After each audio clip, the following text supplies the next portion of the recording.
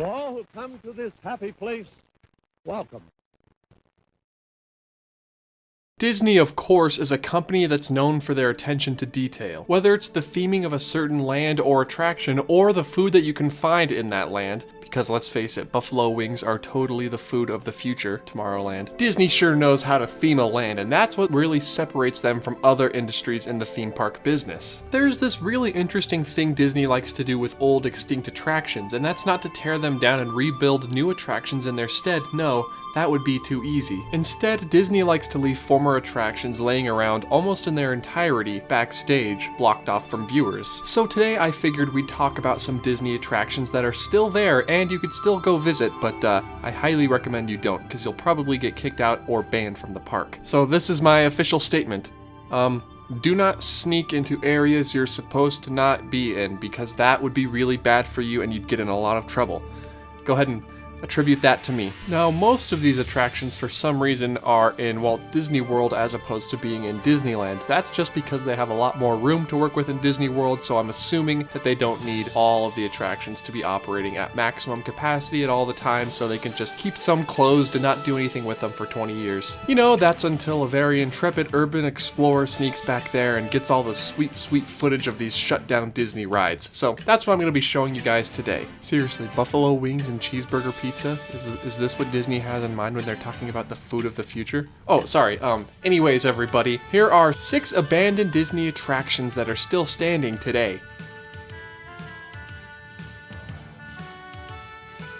Number 1 brings us to the granddaddy of abandoned attractions at Walt Disney World, and that, of course, is Epcot. When Epcot opened in 1982, it featured 2 distinct lands, the World Showcase, which is still there today, and Future World, which is, kind of still there today, I guess. The future world that we have at Epcot today is very different from the one that was at Epcot Center on opening day. Now, the first attraction on our list didn't actually open until 1989, but it still counts as an abandoned Disney attraction that's still there because, it's an abandoned Disney attraction that's still there. Stop testing me, people. Okay, I'm sorry. I just get really emotional when I talk about Cranium Command. Now, a lot of you guys probably remember Cranium Command. I, on the other hand, do not. Even though it was open until 2007, I probably went on it. Don't remember it, though. Now, if you're wondering what Cranium Command was, just picture Inside Out, except with the different emotions being different people, it was the different body parts being different people. You had Commander Buzzy, the left brain, the right brain, the hungry stomach, the bladder, the adrenal gland, the left and right ventricles, and of course you had the very exciting and very upbeat hypothalamus. Now, this attraction taught you how the parts of the human body work together to form who you are on the inside and on the outside. It was a very old classic Disney attraction that unfortunately got closed down in 2007. But did Disney tear down Cranium Command? Did they repurpose the theater or anything that was left over from the attraction? Oh, but of course not. As you can see in this video graciously provided by YouTuber Matt Sonswa, Cranium Command is still very much there and the sets are all still very much intact. Even Buzzy's face is still lit up from his chair, which is a little unnerving, if you ask me. So let's just move right on ahead from this, because I'm getting a little creeped out looking at that guy's face. You know, looking back, I probably could have combined number 1 and number 2 into one single entry and just called it the Wonders of Life Pavilion. Because here at the Wonders of Life Pavilion, to the left of Mission Space, is Body Wars. Now, if you've never seen or heard of the Wonders of Life Pavilion, obviously it's really old and it's been shut down for a long time, but sometimes they'll reopen it during Flower and Garden or Food and Wine Festival for a festival center. It is when the Wonders of Life Pavilion is open where you can get a closer look at Cranium Command, as I already mentioned, and Body Wars. Now, I'm not sure if you can get into the old simulators of Body Wars. Basically, it was the same style attraction as Star Tours, just instead of flying through space, you fly through the human body. Pretty simple stuff. Also very gross. I may make a video on Body Wars in the future. I'll just call it the grossest Disney attraction ever. Is grossest a word? Yeah, I'm gonna say it is. Now, keep in mind that Cranium Command and Body Wars are both off limits to the public, so don't go trying to sneak back into these attractions because, again, you will get caught and I do not want to be held responsible. But just between us, I don't think you'll get a ban or get kicked out of the park if you just peek behind the curtain. Just real quick, just take a quick peek. I think that's okay. Now, the queue for Body Wars used to feature you going through scanners and different types of machinery on your way to the pod. Those scanners are still there today, though obviously they're not working,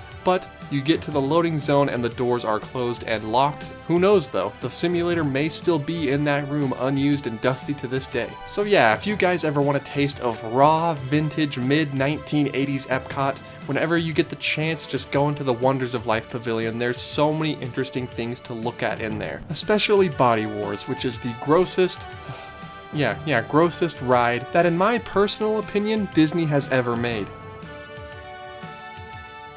Now finally with number 3 we get to go all the way across the United States to Anaheim, California, to my home park, Disneyland. Now I've talked about this shuttered and abandoned attraction many times before, but I feel like I cannot overstate this enough, because if any Disney executive is watching this video, please bring it back. We all know what I'm talking about. We're talking about the People Mover. Now usually when I talk about the People Mover, I'll discuss its history, but today I want to talk about where it still stands. We all know that it's shuttered and closed down, and it probably won't return anytime soon, but I'm going to look at the tracks today. I'm going to look at the things that are still standing that represent the People Mover. Number 1, the loading bay. Now, as you can clearly see from the Tomorrow Landing or anywhere around Tomorrowland, there is a large circular platform with a long beam jutting out towards the entrance of Tomorrowland. This massive circular platform is the old loading bay for the People Mover. There would be a revolving stage up there and guests would step onto the People Mover, very similar to how they did at Walt Disney World. Or, I suppose, how they still do at Walt Disney World, because it's still open over there. If you pay very close attention while you walk around Tomorrowland, even while you're in line for Space Mountain, you can see the old track of the People Mover above your head. Even while you're riding the monorail or riding the Autopia, look to your left or to your right, and it's usually above you, and you'll see an old metal track. These are the remains of the People Mover, a very easygoing attraction that would give you scenic views of Tomorrowland. Unfortunately, of course, these tracks aren't up to code anymore, and they're covered in debris like leaves and trash, so Disney would have to tear the entire track and loading bay down in order to build up a new People Mover, which I hope they do sometime in the near future. But until then, we have the old abandoned track of the People Mover to look at, admire, and cry over, of course. For number 4, we are sticking in Tomorrowland at Disneyland, and we are going towards the Star Wars launch bay as it's known today, or as it was formerly known, America Sings, or the Carousel of Progress, or Innoventions, one of the 3, take your pick. Now the structure of Innoventions or America Sings or the Carousel of Progress is still standing to this day, but if rumors hold true, it won't be that way for very long. You see, the first floor of Innoventions used to rotate like a carousel, which is why I guess they called it the Carousel Theater. When General Electric moved the Carousel of Progress to Walt Disney World's Tomorrowland, America Sings moved in, and it didn't really fit the tone of Tomorrowland, so eventually they closed it. Also, something tying it into the last entry on our list, the Tron Superspeed Tunnel segment of the People Mover ride went through the second story of the Carousel Theater. Innoventions then opened in 1998, and it was very similar to the Innoventions you could find at Epcot. Unfortunately though, because it was so similar, it meant that Innoventions became outdated very quickly. Innoventions then became a place where they showcased Iron Man armor and things from the Marvel Cinematic Universe before becoming Star Wars Launch Bay. Unfortunately though, it has been rumored that Innoventions will be coming down very soon with the addition of new Tomorrowland in Disneyland, hopefully before the Disneyland 70th anniversary. So I for one say goodbye, Innoventions. You will be missed. And, well, you tried your best, and that's all we could really ask. Going back to the father of all abandoned attractions, we're heading to Epcot in Florida and going over to the Imagination Pavilion. Now, of course, Journey into Imagination was a very classic Epcot ride that will be missed, but we're not going to be talking about the attraction today, no. We're going to be talking about the post-show. After exiting Journey into Imagination, you would go upstairs into a little place I like to call Imageworks. Well, I mean, I guess that's what it was officially called. It wasn't just me who called it that. Now, I know what you're saying to yourself. You're saying, Dallin, Imageworks is still there. No, I'm talking about a different Imageworks. You guys are thinking of the Imageworks What If Labs. Those are on the first floor of the attraction, but the Imageworks I'm talking about was there when Journey into Imagination opened and was on the second story. Now, Imageworks is gone, but if you look through a certain grate on the wall, you can see what's left over of the once imaginative, super fun place you could play after getting off Journey into Imagination. Now it's a Disney Vacation Club lounge. It just makes me wonder how much of the old Imageworks is still up there and how much of it still, well, Imageworks. Disney has since covered up the grate to keep you from looking into the old Imageworks, but I mean, it'll all still be alive in our imaginations, right guys? Okay, moving on.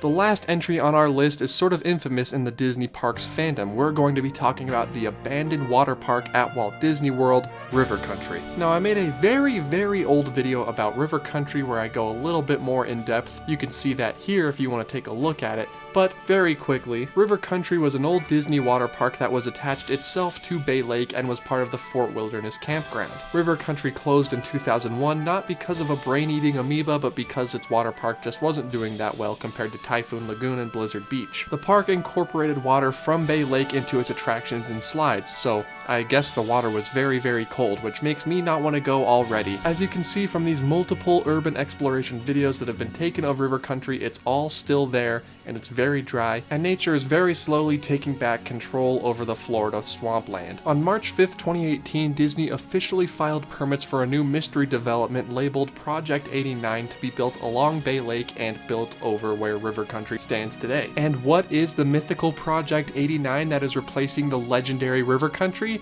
It's a DVC resort. Well, I mean, there's always next time. So for the very near future, you can walk up to the fence and peer over it and take a closer look at River Country. Just don't go in because, again, you'll get in a lot of trouble. So what do you guys think? What is your favorite extinct Disneyland or Disney World attraction that is still standing? I've listed a lot of them in this list, but there are some that I didn't even go over, so make sure to let me know down in those comments below. Also, be sure to hit that bell button, it really helps me out. And when looking back at all these attractions, we can smile and know that no good idea at Disney ever goes unused. They just also don't tear it down. And of course, I mean that quite literally.